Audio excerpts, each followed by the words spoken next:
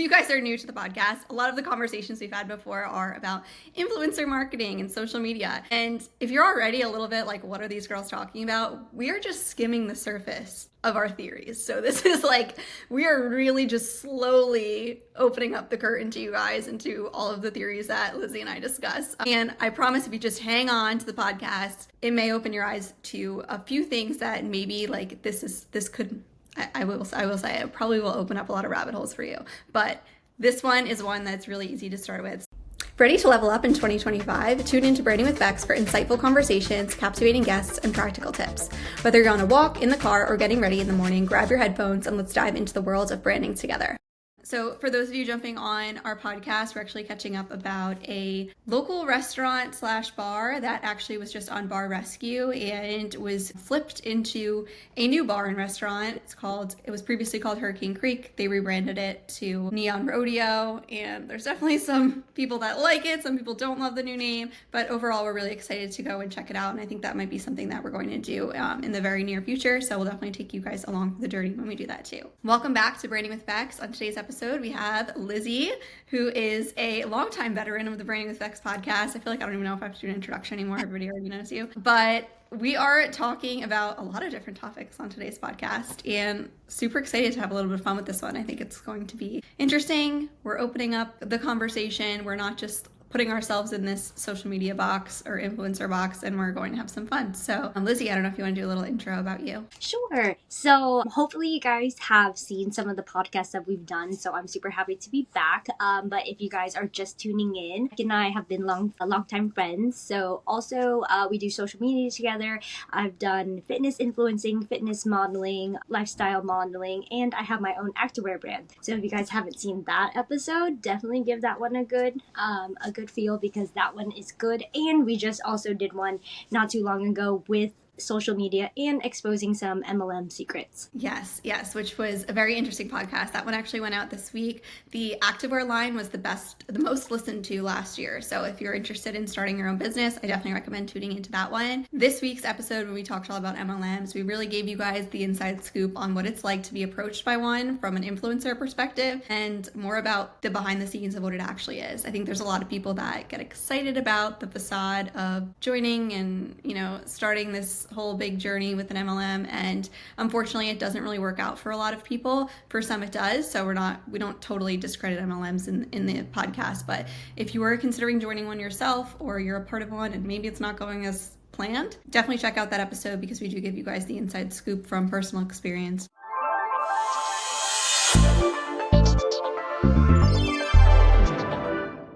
I think at some point we actually might be heading over to that new bar. Well, it's not new. The bar that just got renovated from Bar Rescue.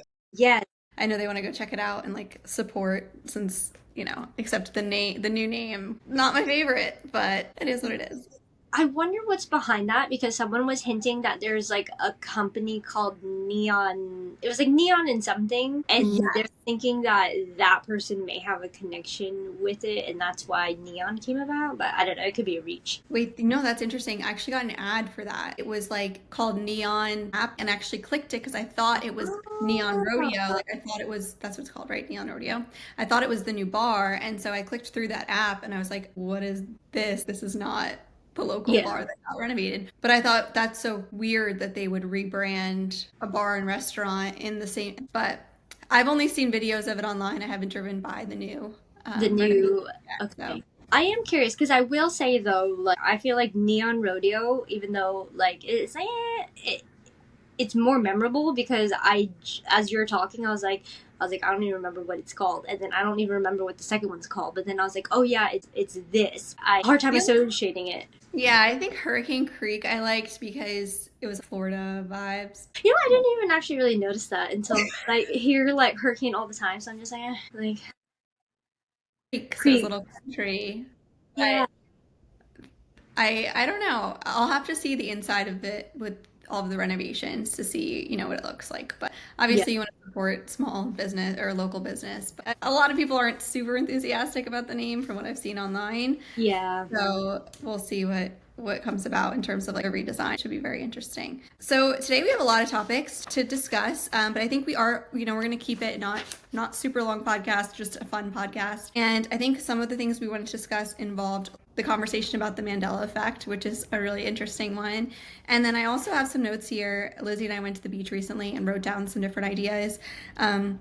Discussing some current events. We have Blue Origin on here as well. We have this, I don't want to say scam, but it kind of is, of self-help and pathways to wealth that is portrayed on social media. Same thing with I don't want to say it's a scam of self-help, but it's more of the looking at it from an objective point of view, right? So it's like, what is this whole industry that's really grown over the past few years? And also not only self-help, but there's a whole industry of people that are telling you that they're going to get you to 1 million followers or whatever it may be. And from the other end, where we've worked so hard on influencer marketing and content creation, we know how much work goes into it, and it's really interesting to look at it too from like the influencer side. So I think we're going to dive into pretty much all of that today. Was there anything else that I missed? I think that was most of it. I think that was all the things that we were kind of brainstorming. All right, so where do you want to get started? Should we start with the Mandela Effect or recent events like Blue Origin? Let's start with Mandela only because as I was doing some research, there was like a couple things that was like really fresh in my mind, and I'm sure I've seen it at some point, but when this list came, I was like, we need to talk about this. Wait a minute. So before I get to that list, so Becca and I were at the beach and I had seen this TikTok, and all of a sudden I'm like, Becca, just describe to me what Pikachu looks like, right? And you're like, he's yellow, he has a lightning bolt tail, and he has like the black tip on it. And the moment she said that, I was, you said it, I was like, actually, now they're saying that Pikachu does not have anything on his tail. I also asked my fiance's younger brother, same question. I was like, okay, just describe Pikachu. Just give me all his colors. Same exact thing. He said Pikachu has a black tip on his tail. I asked my sister the same exact thing. Same answer, black tip on Pikachu's tail. But now everyone's saying he's never been that way. He has always had just a bright yellow tail, and that's it.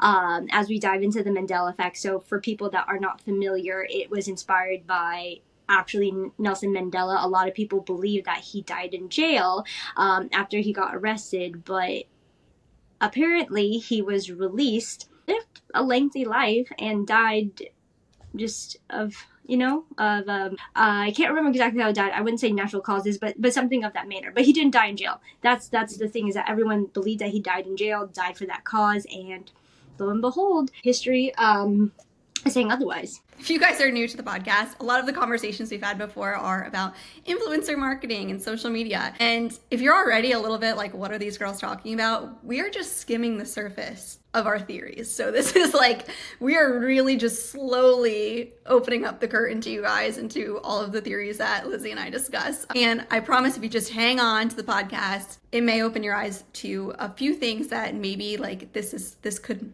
I will say it probably will open up a lot of rabbit holes for you. But this one is one that's really easy to start with. So, Lizzie, when you were doing your research on that, what other examples do you have? Okay, so you might already know this one, but I am curious. Okay, so Snow White's most famous line, right? Obviously said by the evil queen. Which is my favorite movie, by the way. So yeah. Well, the real one. The original. Okay, do you remember what the evil queen said, like verbatim? Before that part. Right before that part. Mirror, mirror on the wall. Okay.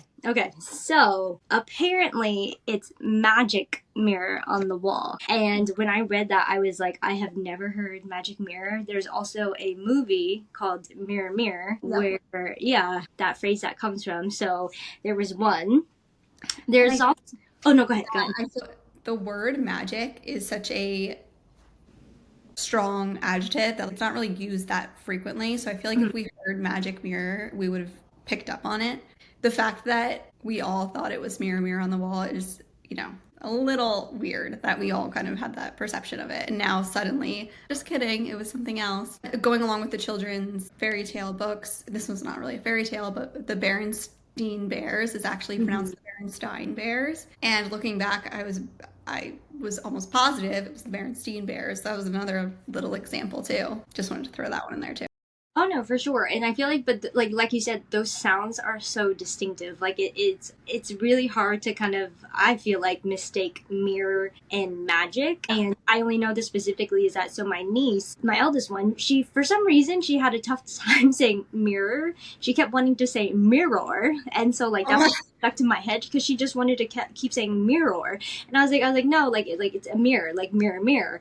And she was just like, oh, it's just like the spelling's so funny. And then when she finally got it, and that's what made that word stick to me, is that to say magic and to say mirror, like it is a very specific sound. So for all of us to remember it one way, to just years later it just happens to be like, oh no, you guys are just remembering collectively a false memory for however it came about, which is also what the, to go in depth about the definition of the Mandela Effect, is that apparently these events or popular things that happen in most of the American society, is that we as a collective or a large collective remember something as something specific, but apparently it's not true. But we have this false remembrance of something, but it's a large collective that believes it. It's not like it's a handful, it's not like it's like a Reddit article, like it is the majority of people that remember it the specific way. yeah, and there's a lot of reasons that we could go into in a little bit as to like why this may be. And I think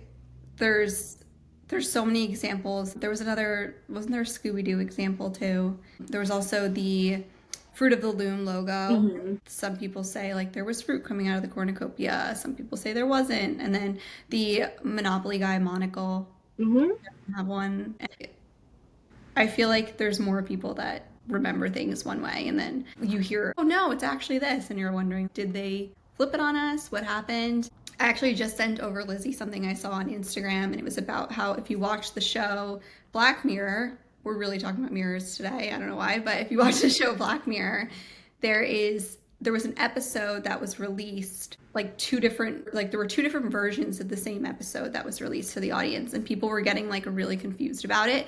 And I think the show itself is very like, isn't it very like sci-fi, like kind of like a mystery vibe anyway? But I feel like people were they said there was a lot of like frustration with that episode. And I think it's so interesting because if they can do that and they openly say it about, they openly said we did something and we changed it, it does make you think about previous examples and has this happened before? Is that why we're all thinking it's one way? Because now if you pick up the book, it's different. Or you wonder if you find old versions of things, if it would line up with the way you remembered it or not. Like I'm very curious about the Pikachu character. Like what, did they swipe the internet and upload the new version for us all to think that this is how it was? Or, you know, is it true if you had it, a copy of something that had it printed, would it be the way you remembered it? I guess is what I'm trying to say too.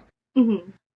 I think there's been so many examples of this, and we see it in really recognizable things. You're bringing up Snow White, which was the first Disney princess, the original. You know, that movie was what propelled the Disney company forward. And then you look at really recognizable logos like Fruit of the Loom that have been around for so long. Why are these really large companies or movies or things like that? Why do they change? Why are those the ones that we remember so much? It's because, you know, these brands have had such a big influence on us. But then also, why now are we finding out something different? I wonder why why it's coming back up on the timeline, so to speak. Lizzie, what do you think about that? Oh yeah, like there's another one where this one I just found out today, is that apparently like Darth Vader never said, Luke, I am your father. But I have watched Star Wars, like the original six. I have watched those very religiously, and it has always been, Luke, I am your father. Apparently, and now they're saying he said, no, I am your father. And I was like, okay, when I read this, I was like, this one is impossible, because he definitely said Luke, and that one's a wild one. So, but I'll circle back to that one later. But I think what we're diving into next is like, okay, so why are these things happening? Is it the government trying to manipulate things? Is it a social experiment? Like, what is it? So this is going to be a little bit of a jump, but there's theories that we live in parallel universes. There's the hologram theory, string theory, quantum loop theory, all of that, right? So basically, there are instances where there could be multiple universes or timelines that occur at the same time as ours, where we're basically living almost identical lives where things are slightly altered. So now when instances where they mix, or instances, and again, this is obviously theory, but where someone travels to a different timeline, whether it's past, present, future, whatever, and something is altered, kind of like the butterfly effect, subtle things are changed. So it's a little bit less of butterfly effect. It's more like Pikachu, is that for some reason he was remembered with the black tail. Now he doesn't. With Darth Vader, it's Luke, I am your father. Now it's no, I am not your father. So, or sorry, no, I am your father. But that line though, wait, it sounds so crazy to me that line has suddenly changed. The more that I say it, I was like, that actually doesn't, it really didn't make sense, because I was like, no. Yeah, and yeah, I was like, that line does not make sense, actually. Like, there's, like, my brain is like, nope, not reality, not real. So, but we see a lot of these examples of exactly this happening in superhero movies, superhero TV shows. And to be specific, if anyone has ever watched the TV show The Flash, he obviously jumps through time a lot. So this series with Green Arrow, all that, they always play with multiple timelines. So this happens very frequently. And there's an instance where he changes something, or he goes to a different timeline, whatever it is, he messes with reality. And everything was one way. He comes back, realizes like, okay, it's wrong. Like, no, I have to fix it. I have to let things be as they were. And everything is subtly changed. Like, one of his best friends originally had a daughter. That daughter is now a son. So like those little things like change because he alters reality. So kind of like how there was going to be a Star Wars movie anyways, subtle things changes. So his friend was going to have a kid regardless, but in the coin flip, he had a girl the first time, coin flipped again, now he has a son. So it's not more like, so it's like not anything more deep than that. It's just the fact that he changed the timeline, those little things changes. So like those little details like mirror, now it's magic mirror, Pikachu with black tail, Pikachu with yellow tail. So those are kind of just little interesting things. I just pulled up some information about that Black Mirror episode too. Mm-hmm. And it was actually a season 7 episode. People were reporting seeing different versions of the same scene, with the name of the chain restaurant being either Bernie's or Barney's, different depending on the version that they received. And fans, it says it led to confusion and them joking. They called it gaslighting, and then other people went in and said, hey, this is definitely Mandela Effect vibes. It just makes you think that if they do this with one episode of one TV show, how often is this happening and how often has this happened? And like Lizzie said, we're just coming up with little different ideas here as to, you know, why we maybe remember things one way. And I think there's a lot. The timelines is definitely a theory out there that people have, but then there's also the idea of, if this major entertainment company did this with one episode, do you think that they've done it in the past? And do you think they're going to continue to do it? And then also like, why? So it's really interesting to hear about that. It's interesting that people are, you know, calling it out in real time now, especially as I think people are like conversing about the TV show more. And honestly, there's not too many great shows out there. So Netflix's Black Mirror was one that people were watching, I guess, for a while. So funny enough, I hadn't finished the episode, but I started it, and I know the exact scene that you're talking about. So now I'm trying to remember which version that I got. But basically, so if you guys haven't watched it, I haven't finished it, so I can't spoil anything yet. But the beginning half is this girl, she is at her job, and a girl that she remembers from high school happens to be at the same one. So there's an internal conflict. She just does not get along with this girl, but she's the life of the party. Everyone believes everything that she says. So it starts off as like, okay, like I'm giving you this information, like this is what you're supposed to do. She gave her the information.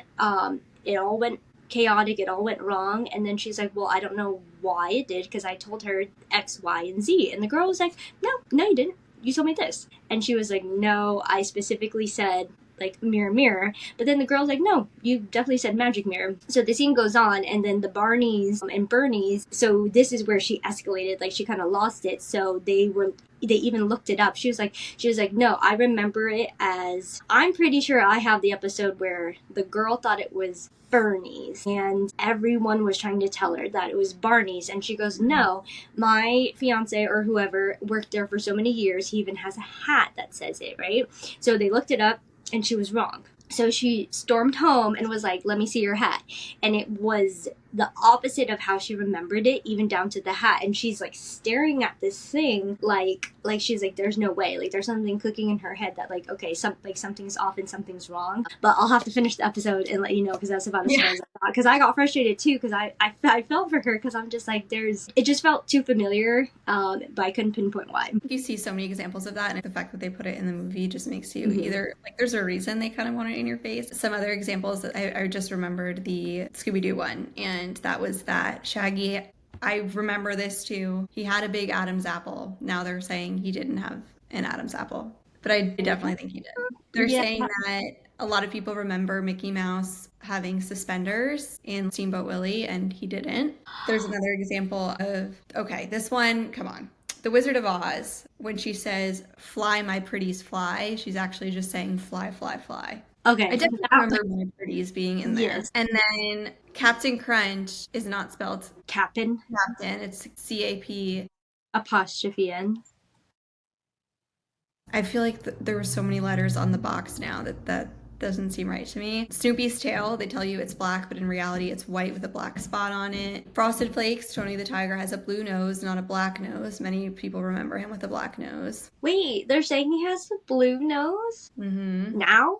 Saying that another Mandela Effect has to do with Britney Spears' famous music video. And this is in Good Housekeeping online. So this isn't too crazy for us to kind of talk on this theory. Yeah.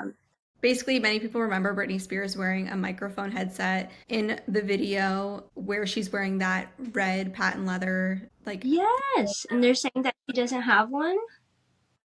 She doesn't have one. Okay, there's a costume for Halloween, I'm almost positive has one. So no way. I'm pretty sure I had a doll and she had that.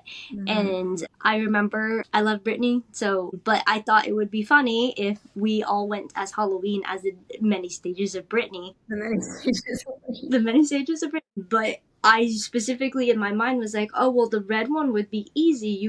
I literally thought to myself, you just need a microphone, the ponytail, and then the red outfit. Wow. Yeah. On Britney too, I actually was gifted her book for Secret Santa a few years ago, and I read it. I don't even know if she wrote it, I'll be honest. I don't know if it was actually Britney Spears who wrote it, or who, maybe a clone, a manager or something like that, her handler or whatever. But they did talk a lot about how sad everything was that she went through, and from her perspective, it's just horrible. But then you look at her Instagram now, and that's not her, because they already proved that it was the deep fake face. So who really knows what's going on there? But really sad. She was so talented, and really looked up to her from our generation. She was so cool. I really wanted to be like Britney Spears. But that was a side tangent. Yeah, so that whole theory is really wild. I feel like there's so many different ways you can think about it. And we know what goes on in social media. To tie this in with the podcast, it's a highlight reel. It's people, you don't really know what's real and what's fake on those online.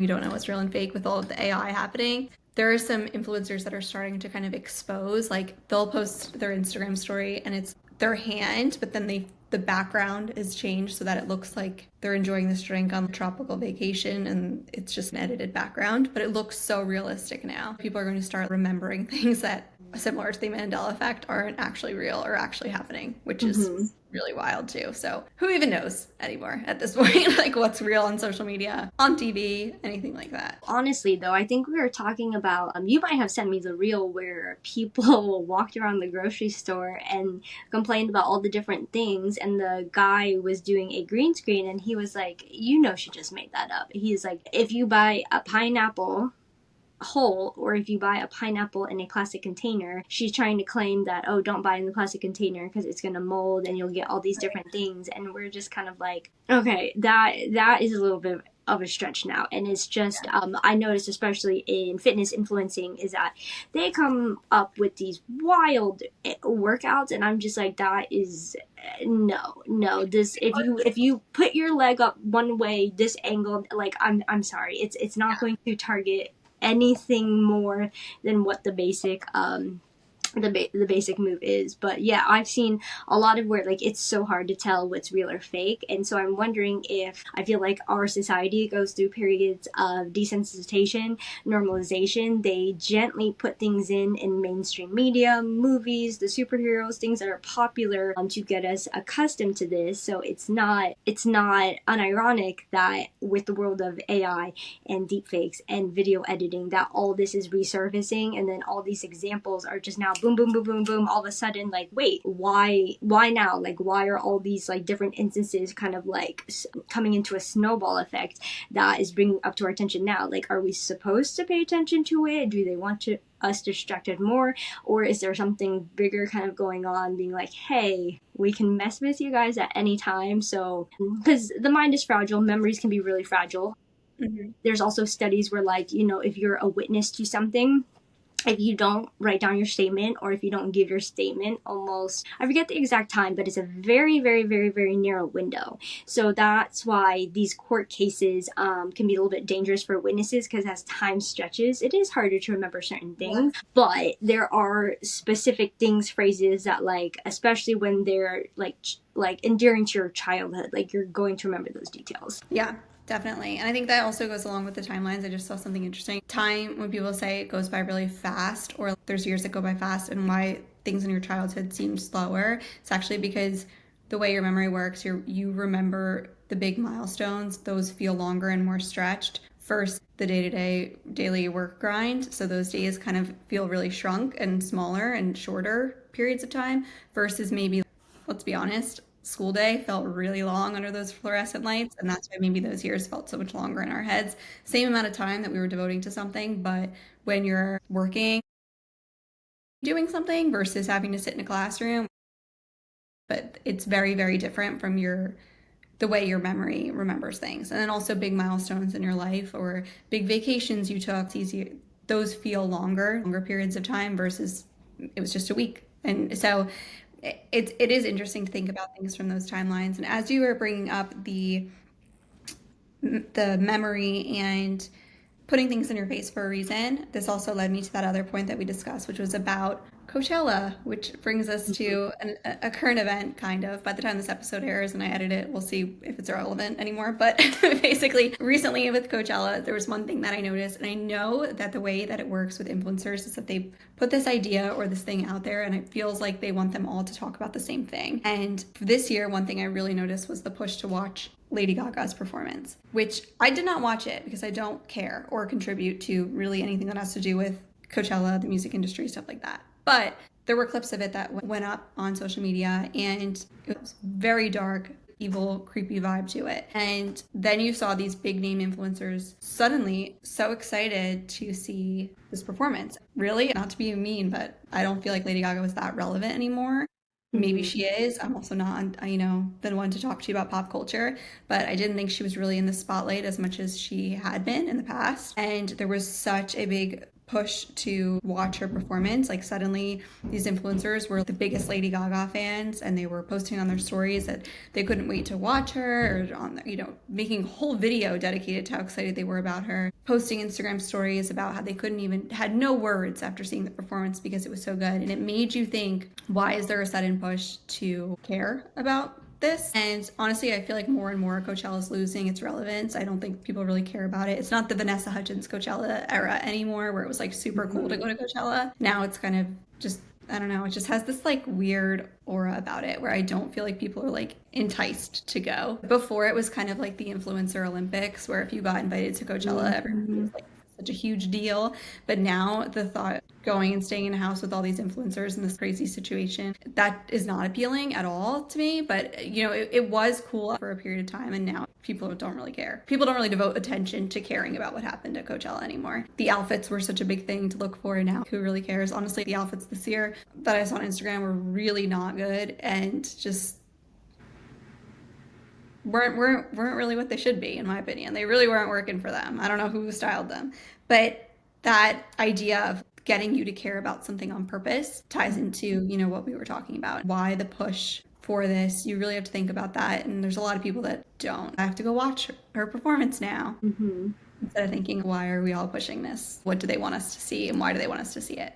You know what I mean? I don't know. And then also we also made a note about Blue Origin, which in terms of taking up space, I think the only space it took up was on my Threads feed where people were bashing it. The whole thing I think was so embarrassing. But whether you believe they went or not, why was there such a big publicity focus on it? What was it distracting us from? Why did they want us to watch it? For me, it's like, who cares? I honestly wouldn't even know about it if I didn't see it all over social media. The whole thing's very weird. Why is this happening now? Why that day? Why that group of women? Interesting. No, I agree. It's there's so much that I feel like things are happening for a reason, not actually what it is. Like it's not the fact that oh Katy Perry's in space, but it's just more like why are we seeing this? Why are we supposed to be influenced by this, whether it's good or bad or whatever it is? But regardless of what side people take on, we're all being so heavily influenced, whether we wanted to be a part of it or not.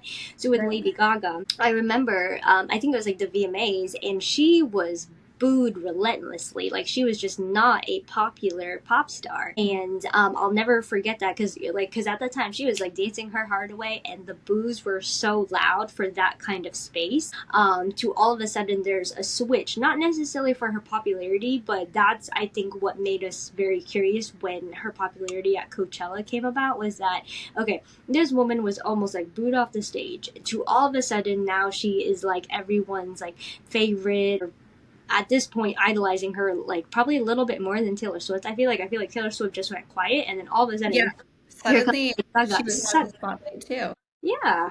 Oh yeah. And she just all of a sudden and I know her like tour ended, but it was like, oh my gosh, Travis Kelce, Taylor Swift, and then just yeah, so it's really interesting. So kind of like we were talking about, I don't think it's necessarily about them, but the whole world is being pushed to be influenced by those things that are happening, whether it's to distract us from something bigger, or there's like something subliminal in all of it, and it just feels like very, very pushed in your face, and then it's making you question like, okay, well, is it my morality? Is it what am I feeling when things are happening? So I feel like that's what's like sparking things. And then when people are almost like oblivious to it, then you kind of question yourself like, okay, well, how come like I care and they don't? And they're like, oh, la di da di da, I'm gonna go watch like Lady Gaga be very creepy and dark and like intense, and like maybe not in a very positive way, like how performances especially at Coachella should be. So it's just wild to think about like what is this all for? Like what is the big picture being painted for? And same thing with Katy Perry and the rest of the ladies. Like I can't even remember their names because I feel like everything has been about Katy Perry. But besides the fact of just being her in space, is that they're trying to push so hard this specific narrative, like, oh my gosh, they're astronauts, congratulations, like this and that, and like I don't know what it is that they expected out of it, when obviously there's already been women astronauts. They didn't even wear a proper spacesuit. They obviously just went up and back down. If they only went for 10 minutes, they didn't wear a helmet. So there's a lot of things with that, and I think we could go on and on about why they didn't go to space, because let's be honest with ourselves. But I think the real question, which you just brought up, was not whether you like Taylor Swift, dislike Taylor Swift, agree with whatever it is, watched the performance, didn't watch the performance, liked the performance, didn't like the performance. You're still participating in that, and they wanted you to see it for a reason, so that you would take time to formulate your opinion, to feel a certain way about it. And like you said, that is why it's not really thinking about where you stand on it, but more so why they want you to care about it, you know? And I think there's so many different conversations happening about all of these topics, and it seems like they're happening fast and fizzling fast. Which is really interesting too. I think previously we used to always have tabloids, and things seem to stay in the media a lot longer. Now, shorter headlines, quicker headlines. Let's have everybody talk about it for a week, and then nobody really cares anymore. You know what I mean? It seems like they're really switching fast, which I think is a really interesting point of view to kind of look at it from, like, not just people's attention, because that's something we talk about all the time with social media, specifically what the goal of the attention is, and is it really just to get people talking? Is it to get people fighting? Is it to get people, who knows? But that's a really interesting thing to dive into all in itself. So we covered a lot with the Coachella, we covered a lot with Blue Origin. I think to kind of wrap up the podcast, we just wanted to talk about the self-help and influencer expert or whatever they call themselves field. And from your personal perspective, Lizzie, when you go on social media and you see the self-help professionals, and this is not to say that everybody that works in the space is who we're talking about. We're just talking about, there's been some examples where you see people pushing a course that's going to change your life, whatever it may be, and you have to buy into whatever they're doing in order for it to be impactful. And then you also see it from the other side where there is someone telling you that if you do whatever they tell you to do, you're going to have 1 million followers. And then the only reason they have a lot of followers on their page is because they're also telling other people what to do in order to get to 1 million followers. They don't actually grow their own personal brand. So Lizzie, from your perspective, have you seen, in either of those buckets, any of those happening on social media? And what's your take on it?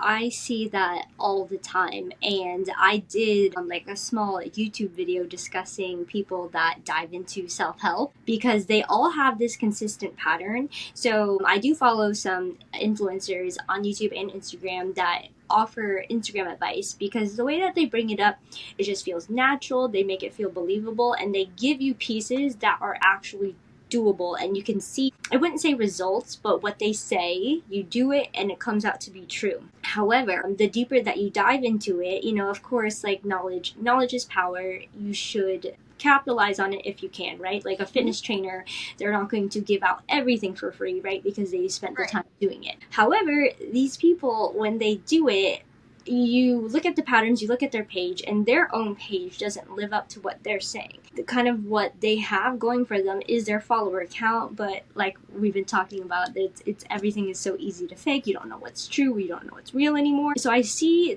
but they all do something very, very well, is that like they do deliver something, whether it's like, oh, try this hook, try this reel, try this caption, and there is some validity in it, but I feel like they just capitalize more on these pretty powerful words that gather attention, but people don't ever question what they did to get there. Like, they talk about the end results, and I feel like people get so wrapped up in the end results that they never question, like, wait a minute, like, they don't actually tell you what they did, but they're just like, okay, here's your secrets, here, like, follow this, but that's not what they did, right? They're selling you something else. So these people with this self-help, like, I bought their books, and when you read it, it sounds beautiful. It's beautifully written. They have this beautiful story arc from rags to riches, and they just made it, right? They just all of a sudden made it.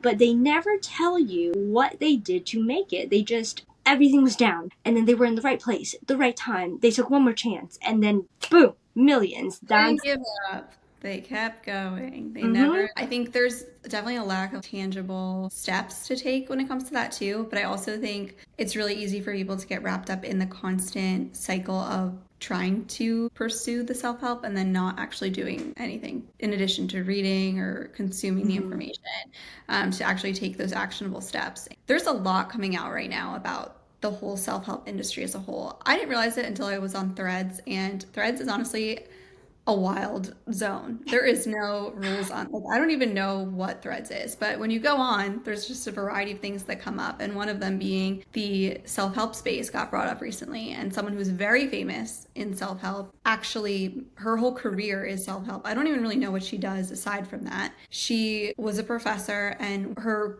book that went viral, there's a lot of conversations about it because she went on a lot of big name podcasts, The Skinny Confidential, she went on Khloe Kardashian's podcast, and now people are saying, hey, actually this idea was lifted from one of her students. There's proof of a poem somewhere.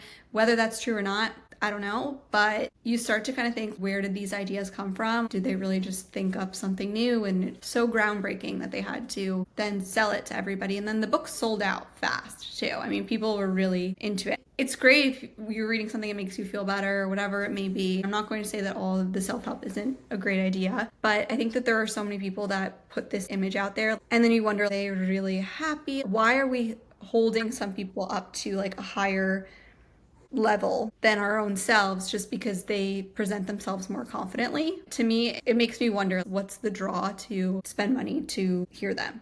There are people in the self-help space that are very entrepreneurial and successful in business, and I think the ones that have proven it are great to listen to. Gary Vee, for example, obviously he is doing very well for himself. And so when he does talk about business things, it makes sense. There's a lot of people that were on Shark Tank that did blow up their businesses, and now it makes sense that they're talking about it. But I think there's so many out there that you really have to watch for, whether it be people telling you that they've can grow an influencer's page when they've never been an influencer themselves and they only talk about how they can help you. And then the same goes for the self-help, where it can help you through purchasing something from them. It's just a red, I don't want to say a total red flag, but I just think it's something to look at and then also look into before you really dive into it or allocate a lot of your time, because you're not only spending your money on the products that they're selling, but it's also your time. And do you really want to spend it, consuming something from someone that may or may not have been their own idea, or where it's really going to take you? What can you actually do or implement? There's a lot of good ones that you read in your 20s. I feel like The Defining Decade was a good self-help book. There are some that are good, but it's really, at the end of the book, I find myself feeling motivated for a little bit. And then you're kind of like, okay, now what? I honestly can't even tell you the takeaways from those books because I don't really know. The takeaway was to live your life. You know what I mean? I feel like it's not like a storyline where you can follow it. Okay, that was a good piece of fiction. Put that down. Right. It wasn't really it was more of you have to keep going. Yeah. It's like, okay, great. Celebrate after. Yeah. We're feeling great for 5 minutes after yes, this is great. I just finished this book. I'm going to do all this stuff. Then what? There's no actual step that they tell you to take. This, I will just come out and say this one theory that people are really not loving right now. Some people love it, some people don't love it, but there's a story about one of the self-proclaimed self-help famous women out there. One of the theories is about propelling yourself like a rocket ship out of bed if you're depressed. And there's a real big disconnect there in terms of that advice versus telling someone who's actually depressed to pretend that they're a rocket ship and do a countdown and then spring out of bed. I just felt like it was not the right way to go about that. And I think it's easier said than done in a situation like that. And I think when people look to these people as experts, they're not psychologists. They kind of just thought up this idea where, so it's great in theory that it worked out and it works for some people, but I feel like people can just get discouraged if they see things like this. Oh, this is going to, motivate me. And then they hear this theory that they paid for is not accurate to them or not, influential to them. So that was one that I heard, and people on Threads are really not crazy about self-help now. So it seems like there's been a big trend to kind of expose some things in the industry. There was just something recently about, what is his name? Jay Shetty. And he's super famous and he's been on so many podcasts, and more is just getting exposed about the reality behind a lot of these famous self-help, I don't know what you call them, famous self-help people, experts. Not really. Actually, I don't even know what you would call them because it's not like a motivational. Yeah, like motivational speaker. But it's funny how this all comes full circle, right? So everything that we've talked about, from Mandela Effect to Coachella to Blue Origin to this, is that, so especially with how things are so obviously easily manipulated on the internet, right? And the internet right now is the biggest platform to share information at such a global level. A lot of what I've noticed with self-help people is that because, one, they can manipulate the internet, I'm sure, with enough money, is that I can't say specifically for the lady that we're talking about, I can't say specifically for Mel Robbins, and now I want to kind of look into Andrew Huberman too, because he's been a huge one, but I want to look into him too. But if you look at on the Kardashians too. That's he really? Ooh, that's one of my my guilty shows that it's just no, it is fun. And you laugh and it's just silly. He was just on with that guy who, I honestly forget what company he sold, but he is trying to live forever essentially, and he's doing all of the biohacking. They sat down to dinner with Andrew Huberman and that guy, and he's basically doing all of these things and rituals so that he hopes that he will reverse aging and he thinks he can live forever. Who he's looking to for a lot of the advice is Andrew Huberman, which makes me believe that why is he connected to all these people now? Yeah, that is That is so interesting. Only because, so I'll have to get back to you guys on this, but I know for sure. I'll use Jay Shetty as an example because I did research him. If you look him up, you will not find anything about his past, like his childhood, where he grew up. Like, it's very, very minimal and very, very, like, bare bones, like if there is a skeleton to it at all. The only, when you Google his name or look at his bio, all you will ever see is best-selling author, self-help, here's my course, this and that. But I feel like most influential people, like I think even Alex Earl, like we know where she went to high school or college or whatever, right? You know a little bit about her parents and like this and that. Like you know these people's backstories a little bit, especially when they're on that influential level.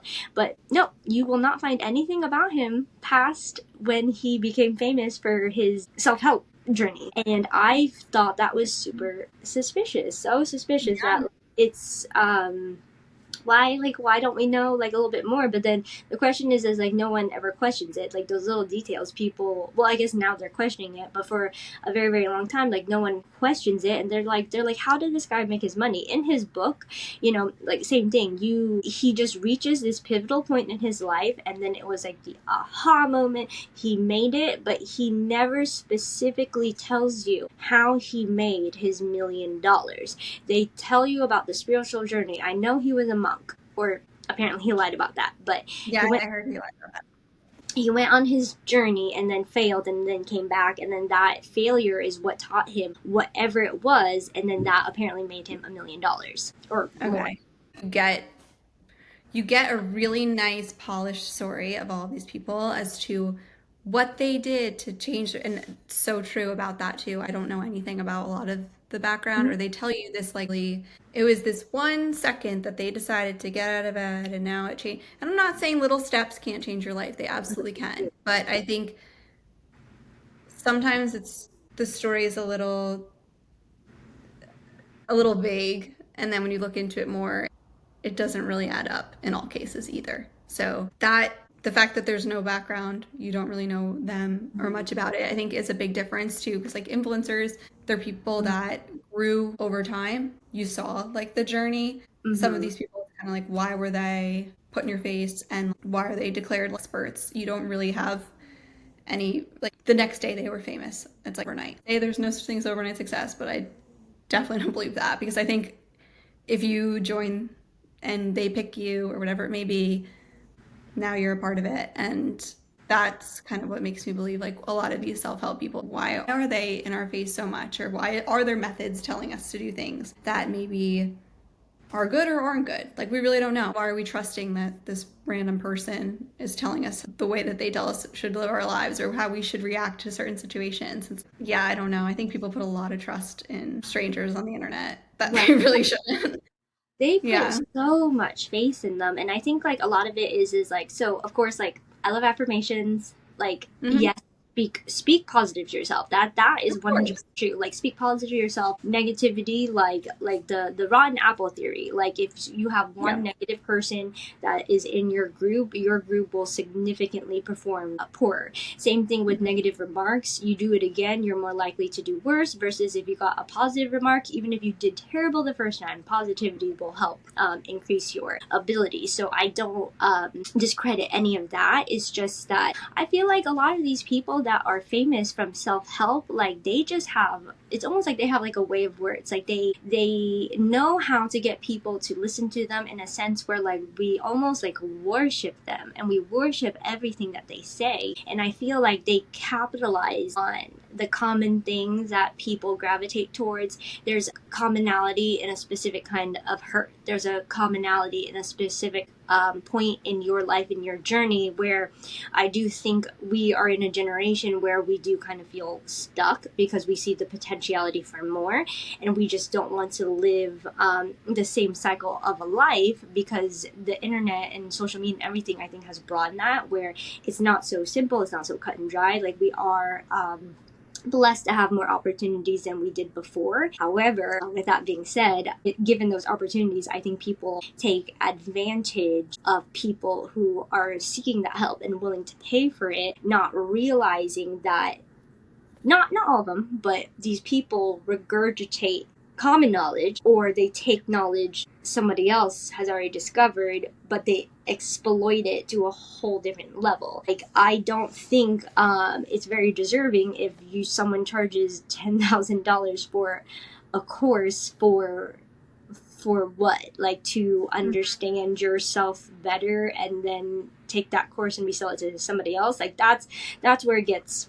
It's the emotion that they play on. So when people, you're trying to get to them feeling an emotional connection to what they're looking to purchase, and then when they feel that internal, it's like external and internal, but when they feel the internal, it propels them more forward versus like just the external validation. And if they truly believe that this is going to impact them, then they hold it at a higher standard, they'll spend more money on it. And we see that with the people that sell courses on whatever it may be, and people will really gravitate to that because it's repeating simple common knowledge in a way that makes people think that they're speaking right to them. It's a very powerful sales and marketing technique, and you see it more and more with the self-help space. Like, you're feeling this way, I'm feeling this way, that's why, you need this is going to change your life and all that. And I think it's really that tie on emotion, something that people should just be cautious of as they're continuing to absorb it. And I'm not here to say don't consume the self-help content. I think there's a lot of great positive messages out there. I love a motivational quote here and there, but we really need to just keep our eyes open for honestly what's going on with this industry, why it's so big and relevant, and then also why we're starting to see the layers peel back in terms of, I don't want to say a downfall of it, but I think people are just waking up to it more and more and saying like, hey, wait a minute, what's going on here? Why are we devoting so much time to this? And who even are these people? You know what I mean? So I think we covered pretty much everything on our list today, didn't we? I think so. My room has gotten progressively darker because it's getting dark out. It's 8 o'clock now, so that's why I'm like putting like lights on around my desk, trying to just like bring some light to my face. But yeah, this podcast was a little bit of everything, but definitely had a common theme. And as you tied it all together there nicely, that was great. Just really brought it home with basically just keep your eyes and ears open to everything. And it's okay to question the things, but it's also okay to take a step back and not think about it or worry about it, because like we said, there's probably a reason why they want you to think about it and worry about it too. And I think we have a lot of great topics too to go over in the next few episodes, so I'm super excited about that too. We want to talk about some more things, such as like what's actually impactful in terms of growing a social media account versus the fluff that people tell you. That's something I wrote down from our last call. So excited to dive into that in the next episode. And Lizzie, was there anything else that you wanted to tie in here before we bring it home? I think you hit most of it, but yeah, like you said, just to reiterate, like, be open-minded. A lot of what we talk about is kind of like I feel like we flow so well because we're both open-minded to the things. So for everyone else, I think there's always things done with more purpose to generate emotion, and there's always some emotional connect somewhere, and I think that's the driving point. And then also I'm curious to see where the internet goes, where AI goes with like all of that, and like all the information that we're getting, whether it's changing in front of our eyes or not. That is a really good point. Definitely more to talk about on this as episodes come up. If this is the first time that you're even hearing about things that we've talked about, the Mandela Effect, stuff like that, and you've made it all the way through this podcast, awesome. It's always good to keep your eyes open and your ears open to just different points of view and different topics going on. You may agree with what we say on the show, you may not. This was all just our opinions, and we're just kind of discussing what's going on and kind of looking at it from an objective lens, where we're not really taking things at face value. We kind of look into it a little bit more. But if you are someone that takes things at face value and you didn't enjoy this episode, that's fine too. At least you kept your eyes open for one. But yeah, we have a lot to dive into in future episodes, and I'm really looking forward to it. And thank you so much, Lizzie, for being on the show, and thank you to listeners for tuning in. We are just at an hour of a podcast, which is awesome. And yeah, looking forward to the next one. Thanks, Lizzie.